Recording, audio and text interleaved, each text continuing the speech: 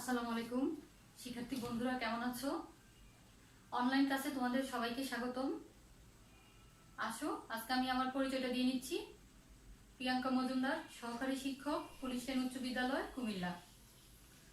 আজকে আমি এসএসসি পরীক্ষার্থীদের জন্য খুব গুরুত্বপূর্ণ একটি প্রবন্ধ নিয়ে আলোচনা করব।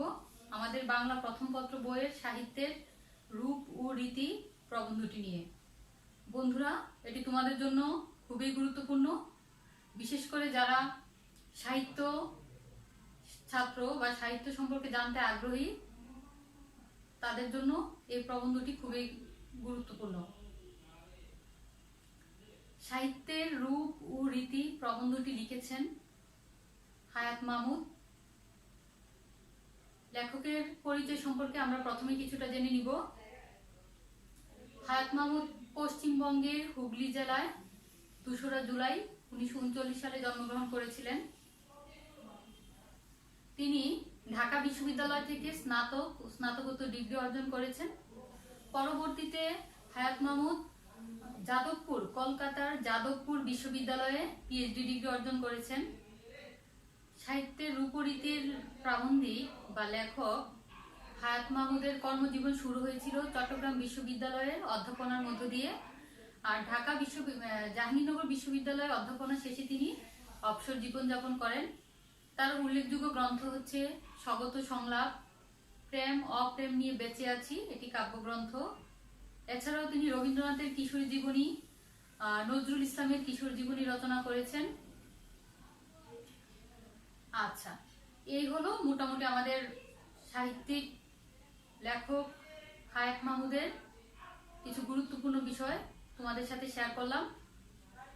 তাহলে চলো আমরা তার মূল রচনায় অর্থাৎ সাহিত্যের রূপ ও রীতির মধ্যে আলোচনার মধ্যে চলে যাই।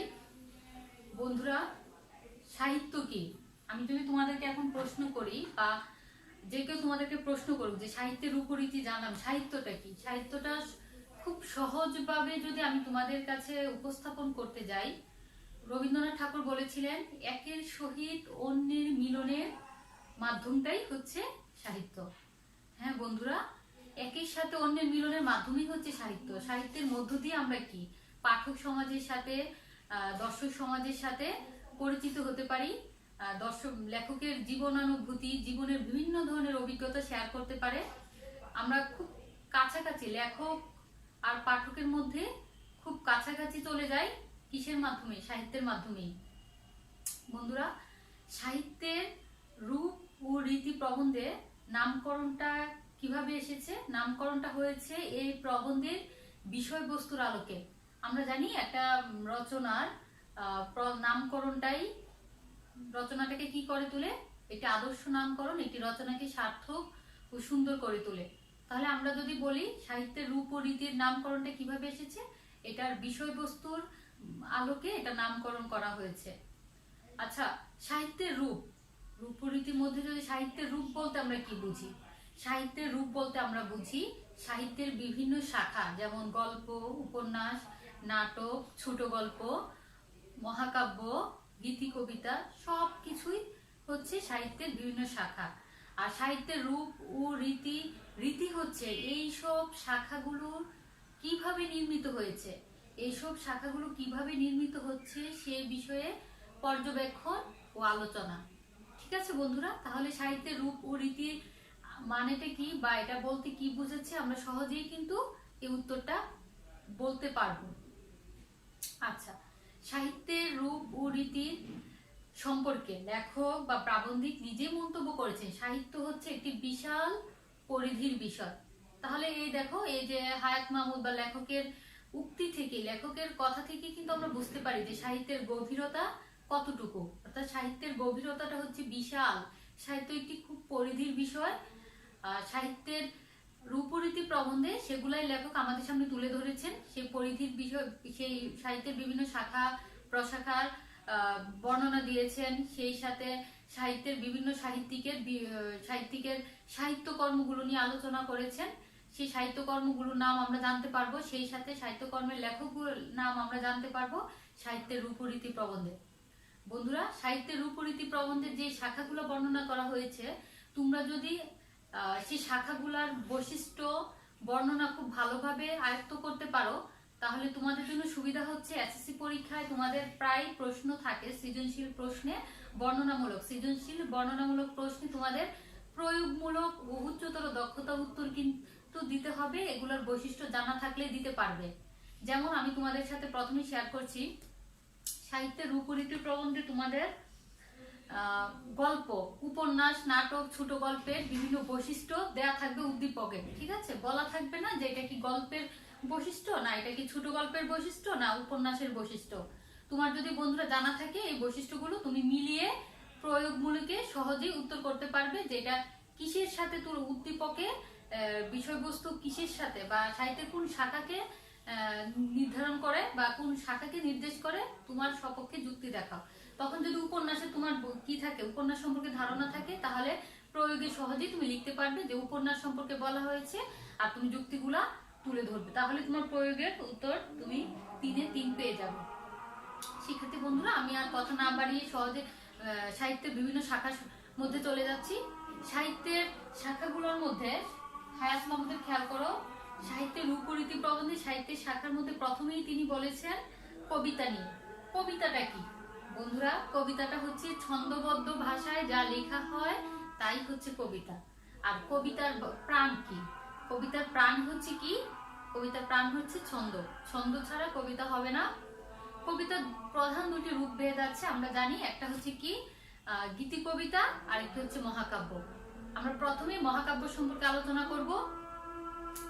পৃথিবীতে জাত মহাকাব্য কয়টি? আমরা জানি পৃথিবীতে জাত মহাকাব্য হচ্ছে 4টি। একটি হচ্ছে রামায়ণ, মহাভারত, ইলিয়াড, ওডিসি। আজকে দেখো, প্রাচীন দুটি মহাকাব্যের নাম আমরা জানি, রামায়ণ, মহাভারত।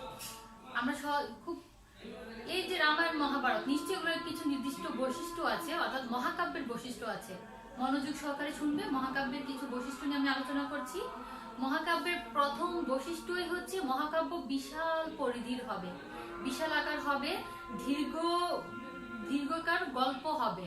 ঠিক আছে, মনে হবে যেন আমি দীর্ঘ একটি গল্প তোমাদেরকে বলছি কবিতার মাধ্যমে। এটার মধ্যে, এই মহাকাব্যের মধ্যে যুদ্ধ বিগ্রহ থাকবে।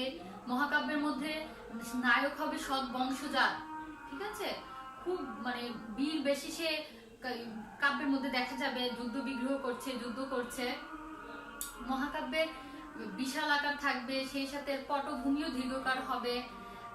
আমরা যেমন রামায়ণের কথা বলতে পারি, রামায়ণে দেখো যুদ্ধ বিগ্রহের কথা বলা আছে। এই ক্ষেত্রে আমি বলতে পারি মাইকেল মধুসূদন দত্তের মেঘনাদ বধ কাব্যের কথা, যেটি একটি সার্থক মহাকাব্য। সেই মেঘনাদ বধ কাব্যে দেখবে রাম রাবণের যুদ্ধ দেখানো হয়েছে। এটার কাহিনী হিসেবে আমি তোমাদের সংক্ষেপে তোমাদেরকে বলতে পারি, যেমন রাম রাবণের যুদ্ধ, সীতাকে হরণ করে নিয়ে যায় কে? রাবণ। ঠিক আছে, তার বোন শর্পণখার সম্মান রক্ষার্থে, কারণ শর্পণখার নাক কেটে দিয়েছিল কে? রামের ছোট ভাই লক্ষণ। সে বোনের সম্মান রক্ষার্থে রামের বনবাসের জীবনে ওখানে তাকে লঙ্কায় নিয়ে গিয়েছিল কে? রাবণ। সীতাকে হরণ করে নিয়ে গিয়েছিল। সীতাকে উদ্ধারের জন্য রাম রাবণের যে যুদ্ধ, সেটি হচ্ছে আমরা রামায়ণে দেখতে পাই। সেটার মধ্যে আমরা কি দেখবো? বিশাল আকার কাহিনী দেখবো, যুদ্ধ বিগ্রহ দেখবো, দীর্ঘকার গল্প বলা দেখবো। সেই মহাকাব্যের মধ্যে আবার দেখা যায়, আমরা আরেকটা কথা মহাকাব্যের নাম জানি, জাত মহাকাব্য যেটা, সেটা হচ্ছে মহাভারত। মহাভারত সম্পর্কে লেখক কিন্তু এখানে উল্লেখ করেছেন, যা নেই ভারতে তা নেই ভারতে, অর্থাৎ যা মহাভারতে নেই তা সমগ্র ভারতবর্ষে নেই। এটা দিয়ে কি বোঝানো হয়? আমরা জানি রামায়ণের চেয়েও যে মহাভারত, যে মহাকাব্যটি, সেটা আকারে আরো বিশাল, 3500-এর উপরে, আরো অনেক হবে। বিশাল শ্লোক আছে, অনেক অনেক শ্লোক আছে মহাভারতে। অর্থাৎ ভারতবর্ষের এমন কোনো কিছু নেই, ঘটনা বা এমন কিছু নেই যেটা আমরা মহাভারতের মধ্যে দেখতে পাবো না। মহাভারতে সবই আছে। বন্ধুরা, এই হচ্ছে আমার মোটামুটি মহাভারত সম্পর্কে তোমাদেরকে যা শেয়ার করলাম, অতটুকু জানলেই তোমাদের হবে। খেয়াল করো, মহাভারতের আমরা দুটো প্রাচীন মহাকাব্য সে নামও বলেছি। মহাকাব্য হলো অতিশয় দীর্ঘ কাহিনী কবিতা, এখানে আছে, যা গদ্যে লেখা হবে না, পদ্যে লেখা হবে। তাহলে বন্ধুরা, আমি তোমাদেরকে মহাকাব্যের বৈশিষ্ট্য লিখে দিচ্ছি। তোমরা বৈশিষ্ট্যগুলো যদি নোট করে রাখো, তোমাদের পরবর্তীতে তোমরা মনে রাখতে তোমাদের জন্য অনেক সুবিধা হবে। খেয়াল করো মহাকাব্যের বৈশিষ্ট্য। মহাকাব্য, ঠিক আছে, দেখো প্রথমে হচ্ছে, এটা হচ্ছে কি একটা দীর্ঘকার কবিতা, আমরা লিখতে পারি মহাকাব্যে হচ্ছে যুদ্ধ বিগ্রহ থাকবে, কি থাকবে? যুদ্ধ বিগ্রহ থাকে, মহাকাব্যে যুদ্ধ বিগ্রহ থাকে, দীর্ঘকার থাকে, দীর্ঘকায় থাকে, দীর্ঘকায় থাকবে, গল্প বলা হবে, দীর্ঘ গল্প বলা হবে, দীর্ঘ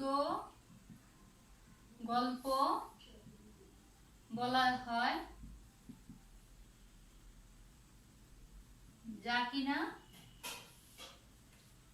কাব্যের মাধ্যমে, কবিতার মাধ্যমে, ঠিক আছে, কবিতায়, যা কিনা কবিতায় বলা হয়, যা কিনা কবিতায়, ঠিক আছে। এই হলো আমার মোটামুটি মহাকাব্যের বৈশিষ্ট্য।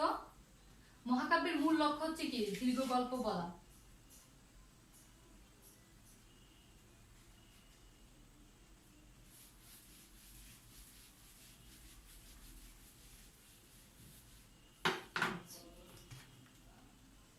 বন্ধুরা, আমরা কবিতার পর যাব। কবিতার দুটি রূপভেদ নিয়ে আলোচনা করছিলাম, একটা হচ্ছে মহাকাব্য আর একটা হচ্ছে কি গীতি কবিতা। তাহলে এবার আমরা গীতি কবিতায় চলে যাচ্ছি। মহাকাব্যের বৈশিষ্ট্যের মধ্যে আমরা বলেছিলাম যে দীর্ঘকার থাকবে, অনেক বিশাল থাকবে আকারে। তাহলে গীতি কবিতা নিয়ে যদি আমরা বলি তাহলে কি হবে? গীতি কবিতা হবে মহাকাব্যের মতো দীর্ঘকার হবে না, গীতি কবিতা আকারে ছোট হবে, বক্তার ভাবোচ্ছ্বাসের পরিস্ফুটন মাত্রই যাহার উদ্দেশ্য, সেটাই হচ্ছে আমার গীতি কবিতা। আর এই কথাটি বলেছিলেন ঔপন্যাসিক বঙ্কিমচন্দ্র চট্টোপাধ্যায়। আচ্ছা, বক্তার মনের পরিস্ফুটন থাকবে, যেটা দীর্ঘকার হবে না, এটা একটু সহজ সরল থাকবে গীতি কবিতা। আর গীতি কবিতার ক্ষেত্রে আমরা বলতে পারি, প্রাচীন গীতি কবিতার নিদর্শন হিসেবে আমরা বলতে পারি বৈষ্ণব কবিতাবলীর কথা বা বৈষ্ণব পদাবলীর কথা, গীতি কবিতার আদর্শ নিদর্শন, ঠিক আছে।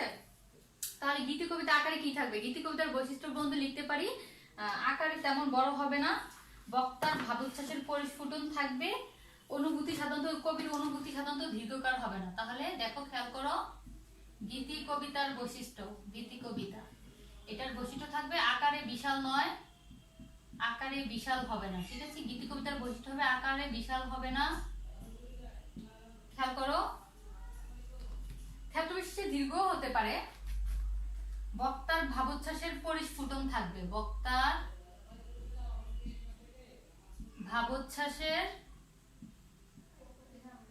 ভাবোচ্ছ্বাসের পরিস্ফুটন হবে। তাহলে খেয়াল করো, আমরা গীতি কবিতা নিদর্শন হিসেবে লিখতে পারি বৈষ্ণব কবিতা বলি, কি লিখতে পারি? বৈষ্ণব কবিতা বলি। এই হলো আমার গীতি কবিতার বৈশিষ্ট্য, ঠিক আছে বন্ধুরা। আশা করি তোমরা গীতি কবিতা সম্পর্কে বিস্তারিত জানতে পেরেছো। আচ্ছা, গীতি কবিতার শ্রেণী বিভাগ যদি আমি আবার বলি, মহাকাব্য বলেছি কয়েক রকমের হয়ে থাকে। গীতি কবিতার শ্রেণী বিভাগ হিসেবে আমি বলতে পারি যেমন ভক্তিমূলক গীতি কবিতা, স্বদেশ প্রীতিমূলক গীতি কবিতা, যেমন বন্দে মাতরম আছে রবীন্দ্রনাথ ঠাকুরের, এখানে উল্লেখ আছে তোমাদের বঙ্কিমচন্দ্রের বন্দে মাতরম। আর রবীন্দ্রনাথের অসংখ্য গানও কিন্তু গীতি কবিতার নিদর্শন, শোকগাথাকে আশ্রয় করে লিখিত হয়েছে গীতি কবিতা।